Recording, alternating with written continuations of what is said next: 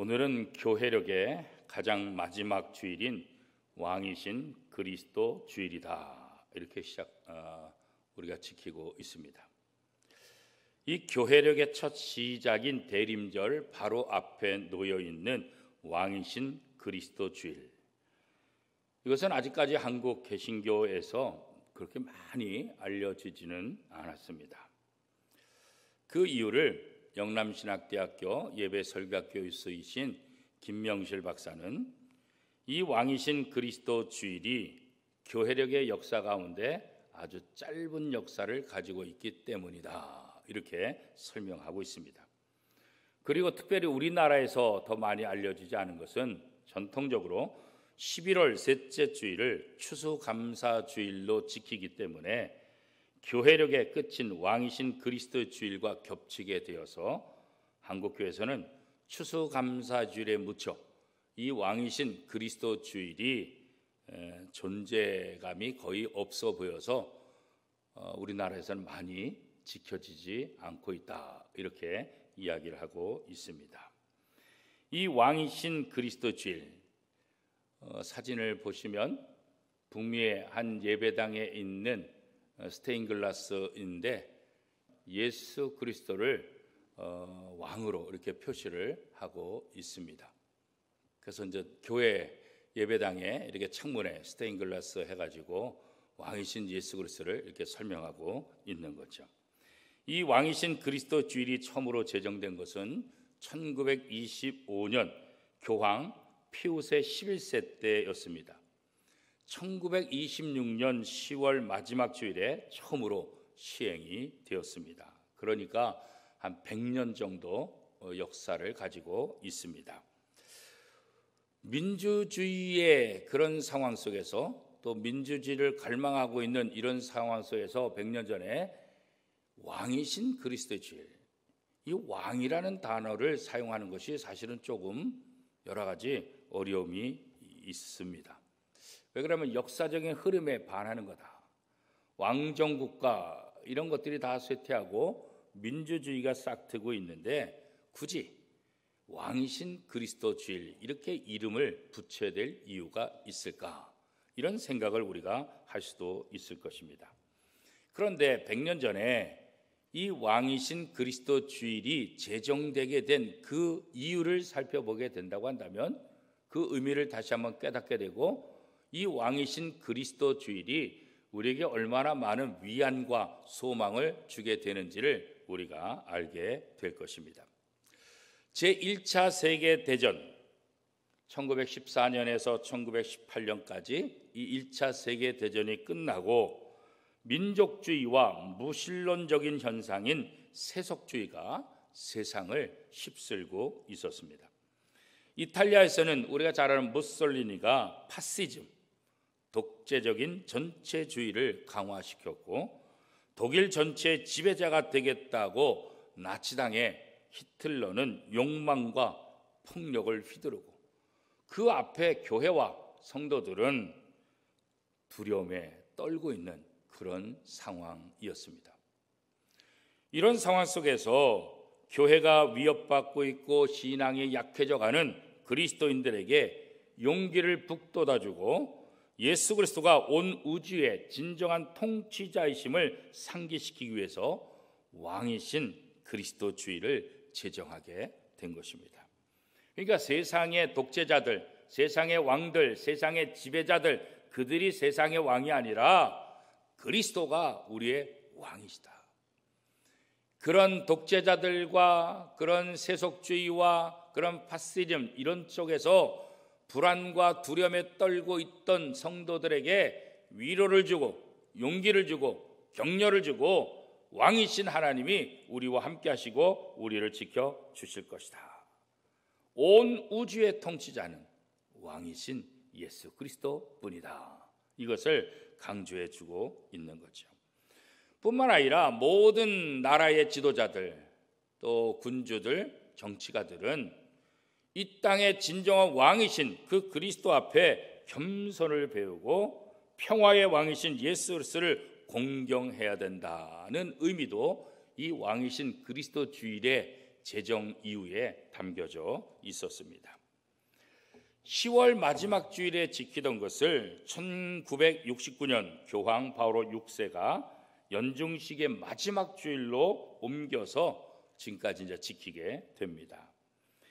이것은 이 세상 마지막 날에 왕권을 가지고 심판하러 다시 오실 예수 그리스도를 기념하는 것을 교회력에 마지막에 배치시켜서 다시 오실 예수 그리스도를 준비하는 대림절의 시작과 연결을 시키고 있는 거죠. 그래서 이 교회력은 예수 그리스도의 탄생을 기다리는 절기로부터 마지막에 재림주로 이 땅에 오셔서 왕으로서 심판하실 예수 그리스도까지 모든 교회력의 초점이 예수 그리스도에 맞춰져 있다는 사실을 우리가 다시 한번 기억하고 있고, 서구의 기독교와 또 한국의 많은 교단들이 이 교회력을 사용함을 통해서 모든 예배, 모든 신앙, 모든 교회의 중심은 예수 그리스도 안에 있다는 것을 다시 한번 상기시켜주고 있는 거죠. 이 교회력의 색깔은 원래는 흰색이었지만 이 금색을 같이 사용을 했습니다.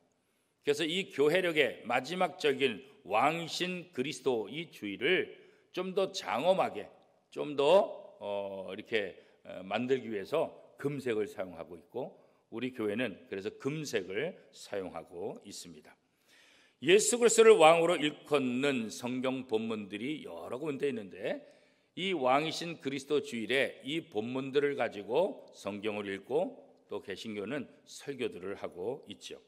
그런데 왕이신 그리스도 주일에 읽는 그 본문들을 보면 세상 권력자들과 전혀 다른 예수 그리스도, 왕이신 예수 그리스도의 모습을 봐요.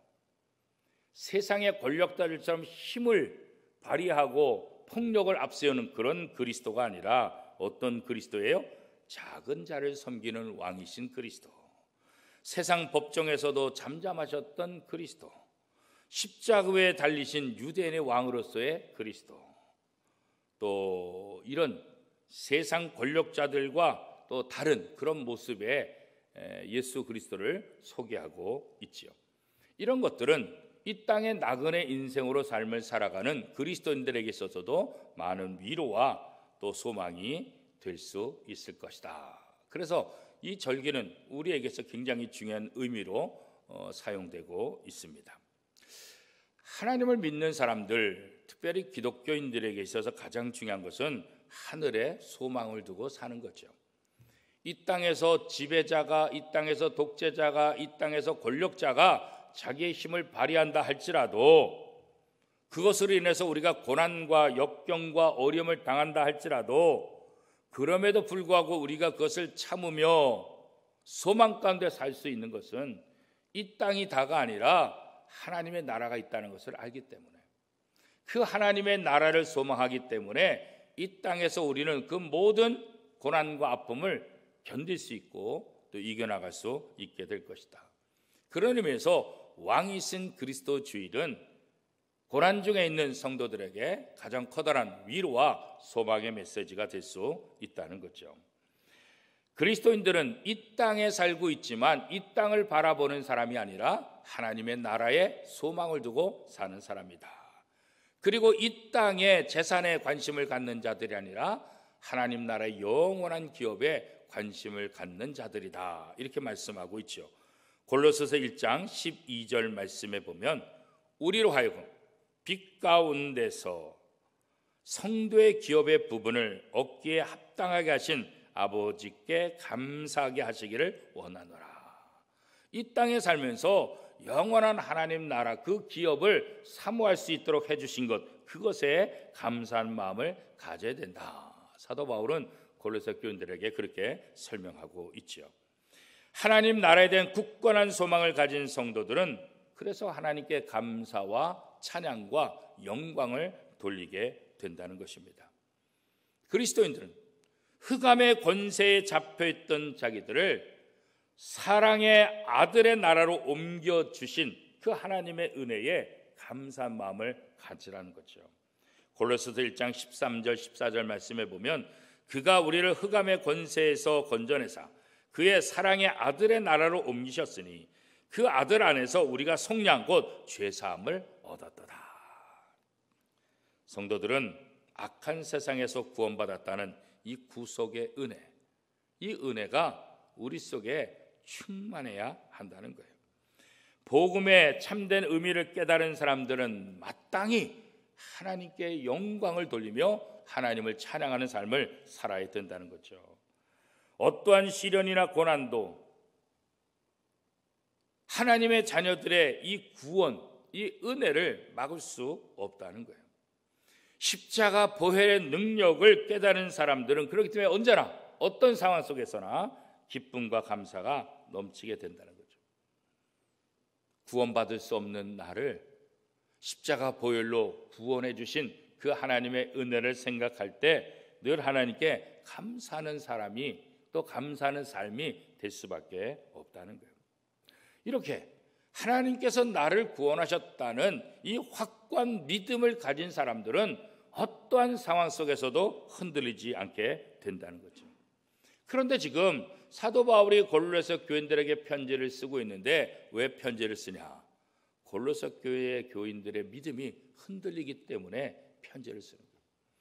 그러면 골로새 교인들이 복음을 받았음에도 불구하고 왜 그들이 나약한 믿음을 가진 사람으로 흔들리는 그런 모습을 보여줬을까?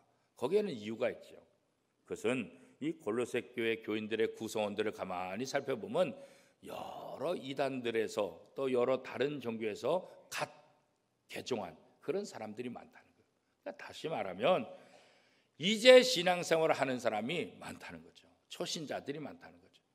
그래서 믿음에 굳게 세워지기보다는 누가 얘기하면 자꾸 흔들리는 그런 상황 속에 있어서 이단들이 이야기할 때 그 이단의 말을 듣고 또 흔들리게 되고 또 빠져나갈 수 있다는 거죠. 지난주일 말씀을 통해서 사도 요한이 참 선지자와 거짓 선자를 구별하는 이유가 뭐냐, 그런 근거가 뭐냐라고 말했을 때 예수 그리스도께서 육체로 오신 것을 믿는 사람은 참 선지자고 예수님께서 육체를 가지고 오셨다는 것을 거부하는 것은 거짓 선자다. 2000년 전에 사도 요한이 그런 기준을 가지고 분별력을 가지라 이렇게 말씀했잖아요. 자, 오늘 사도 바울이 이 골로새 교회 교인들이 왜 이렇게 믿음이 연약해지고 또 그 연약한 그 결정적인 그 영향력을 주는 이단이 누구냐? 그게 바로 영지주의, 영지주의. 이 영지주의는 물질은 악한 것이다. 영은 선한 것이다. 그래서 이 육체는 악한 것으로 함부로 대하도록 이 육체에 대해서 아주 악하게 생각해요. 그리고 영이 새로운 것이다. 모든 것을 이분법으로 나누어서 육체는 나쁜 것, 영은 좋은 것. 그러다 보니까 이 육체가 고난당하고 육체를 함부로 하는 것, 이거 우습게 여겼던 것을 볼 수가 있어요. 특별히 이 영지주의자들은 예수님이 육체를 갖고 있다는 것을 부정해요.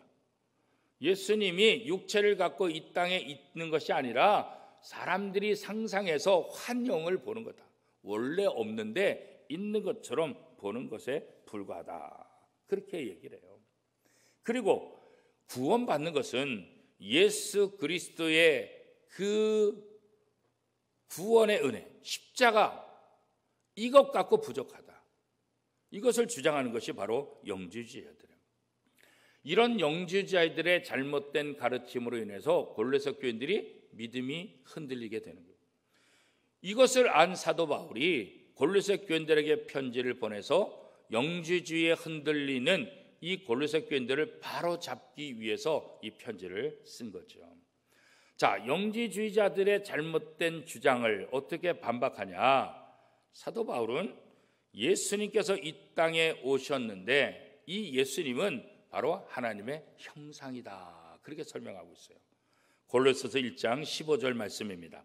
그는 보이지 아니하는 하나님의 형상이시요 모든 피조물들보다 먼저 나신 이시니. 우리가 처음 창세기에 보면 사람이 하나님의 형상대로 지음받았다 그러잖아요. 근데 아담이 죄를 지으면서 이 하나님의 형상이 깨어져서 죄인의 모습으로 살아가고 있는 거예요. 그런데 하나님께서 깨어진 하나님의 형상을 회복시켜 주실 수 있는 그 기회를 줬는데 그게 뭐냐? 예수님을 이 땅에 보내신 거예요. 그리고 오늘 골로새서 1장 이 말씀처럼 이 예수 그리스도가 하나님의 형상이다.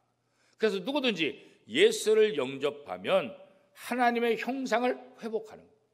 죄로 인해서 깨어진 하나님의 형상을 예수 그리스도를 통해서 다시 회복하는 거예요. 그래서 누구든지 예수 그리스도를 믿으면 하나님의 형상이 회복되고 우리가 하나님의 자녀가 되고 하나님의 복을 받게 된다. 이렇게 성경은 이야기하고 있는 거죠. 그런데 영지주의자들은 예수님께서 하나님의 아들로 이 땅에 오셨다는 것을 부정하는 거예요. 육체로 오신 하나님, 하나님의 형상으로 이 땅에 오신 보이는 하나님 예수 그리스도를 부정하게 되는 거죠. 그런데 사도 바울은 너희가 그렇게 말하는 예수 그리스도가 바로 하나님의 형상으로 이 땅에 오셨고 그 육체를 입고 이 땅에 오셨고 그분은 모든 만물보다 먼저 태어나셨고 우리 인류를 죄악에서 구원해 주시는 메시아 구세주이시다. 이렇게 설명하고 있는 거죠. 골로새서 1장 18절 19절 우리 천천히 한 목소리를 같이 한번 읽어보겠습니다. 그는 몸인 교회의 머리시라. 그가 근본이시요 죽은 자들 가운데서 먼저 나신 이시니 이는 친히 만물의 으뜸이 되려 하심이요 아버지께서는 모든 충만으로 예수 안에 거하게 하시고 하나님 아버지의 모든 충만이 예수 그리스도 안에 예수님께서 제자들에게 마지막 사명을 부여하시면서 하늘과 땅의 권세를 너희에게 주노니 이렇게 말했잖아요. 이 하늘과 땅의 권세는 누가 주신 거예요? 하나님이 예수님에게 주신 거예요. 하나님으로부터 받은 하늘과 땅의 모든 권세를 이제 예수님께서 제자들에게 위임한다 이렇게 말씀하십니다. 오늘 사도 바울은 바로 그 얘기를 하고 있는 거예요. 하나님의 모든 충만함이 예수 그리스도 안에 충만하다. 하나님의 모든 것들이 예수님 속에 있다 이렇게 이야기하고 있는 거죠. 우리가 기억해야 될 것은 예수 그리스도의 십자가 보혈로 우리의 모든 죄가 용서받았고 구원받았다는 사실이에요. 우리가 구원받기 위해서 더 이상 어떤 것들이 필요하지 않다는 것을 예수 그리스도 십자가 보혈의 능력을 우리에게 다시 한번 강조하고 있는 거죠. 우리가 하나님과 화평하게 된 것은 다른 방법이 아니라는 거예요. 그리스도를 통해서만 가능하다는 거죠. 골로새서 1장 20절 말씀 같이 한번 읽겠습니다. 그의 십자가의 피로 화평을 이루사 만물 곧 땅에 있는 것들이나 하늘에 있는 것들이 그로 말미암아 자기와 화목하게 되기를 기뻐하심이라. 하나님이 죄인인 인간과 화목하기 위해서는 중간에 다리가 필요한데 이 다리가 누구라는 거예요? 바로 예수 그리스도. 죄인인 인간이 예수 그리스도라는 다리를 통해서 누구에게로 가는 거예요? 하나님께로 갈 수 있는 거예요.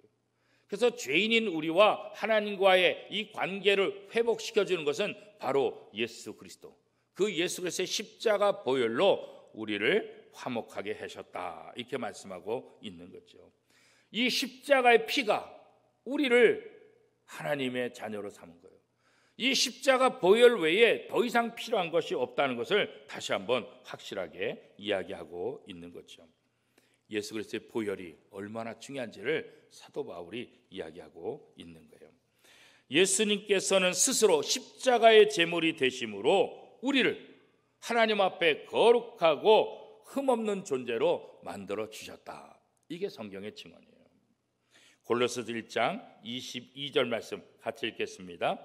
이제는 그의 육체의 죽음으로 말미암아 화목하게 하사 너희를 거룩하고 흠없고 책망할 것이 없는 자로 그 앞에 세우고자 하셨으니 예수 그리스도의 보혈로 죄인인 우리를 흠없고 거룩하고 의로운 자로 하나님 앞에 설 수 있도록 만들어 주셨다는 거예요.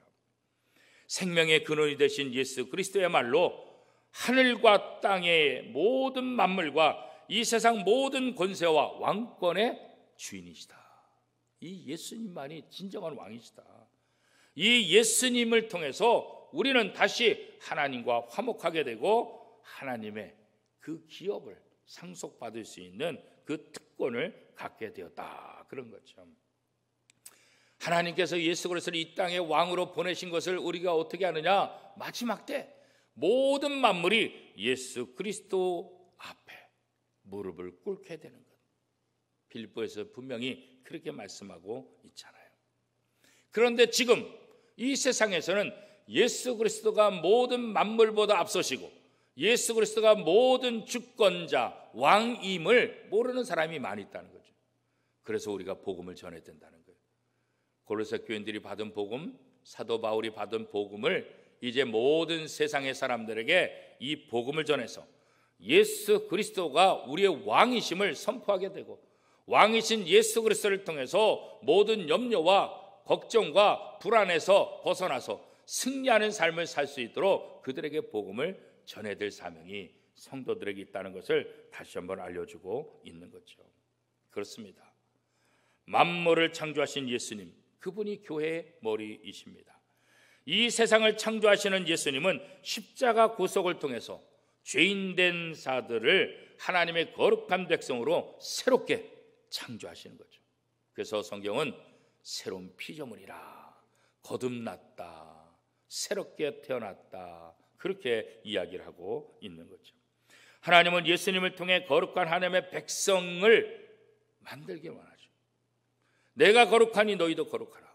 예수 그리스도의 십자가 보혈로 죄인인 우리를 의롭게, 깨끗하게, 정결하게, 흠이 없도록 만들어 주셨다는 거죠. 복음은 이제 어떤 개인을 뛰어넘어서 어떤 지역을 뛰어넘어서 온 세상에 증거되어야 된다는 거예요. 신실하고 왕이신 예수님이 원하시는 대로 우리의 삶을 그분께 맡기고 우리의 소망이 그 그리스도 안에 있어야만 우리는 어떤 상황 속에서도 절망하지 않고 두려워하지 않고 승리의 삶을 살아갈 수 있다는 거죠. 힘든 세상이지만 끝까지 믿음을 가지고 믿음 위에 굳게 서 있기를 바라는 것, 그게 바로 골로새 교인들을 향한 사도 바울의 마음이에요.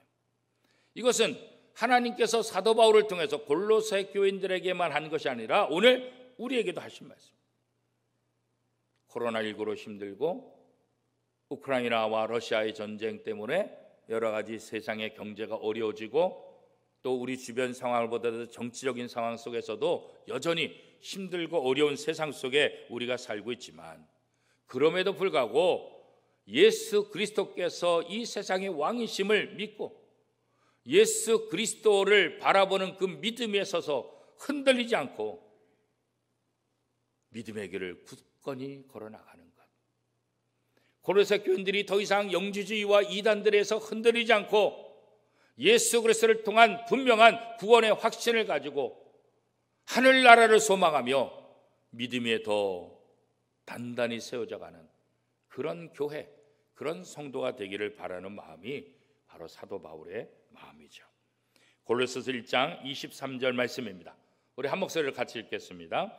만일 너희가 믿음에 거하고 터 위에 굳게 서서 너희 들은 바 복음의 소망에서 흔들리지 아니하면 그리하리라.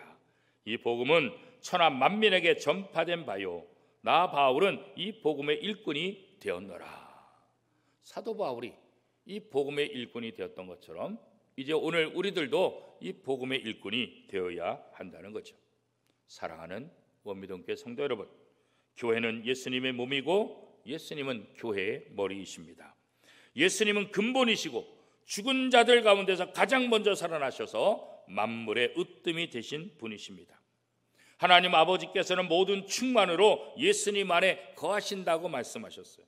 그러므로 예수 그리스도 안에 모든 충만이 있는 거예요. 부족함이 없는 거예요. 그렇다고 한다면 우리가 힘든 이 세상에 살면서 절망하며 염려하며 공허하며 답답한 이 모든 것, 이 문제를 어떻게 해결할 수 있을까요? 우리가 이 세상에서 누구에게 소망을 가질 수가 있을까요? 사도 바울은 이런 상황 속에서 이 땅의 왕으로 오신 예수 그리스도 그분께 소망을 둬라. 하나님 나라에 하나님의 기업에 소망을 둬라. 우리의 왕이신 그리스도를 끝까지 붙잡고 그를 소망하며 살아갈 때 우리는 이 땅에서 승리하는 삶을 살게 될 것이다. 이 사도 바울의 이 권면이 저와 여러분에게 주신 말씀이라고 믿고 어떤 상황 속에서도 왕이신 그리스도를 통해서 소망 가운데 날마다 승리하는 저와 여러분의 삶이 될 수 있기를 축복합니다.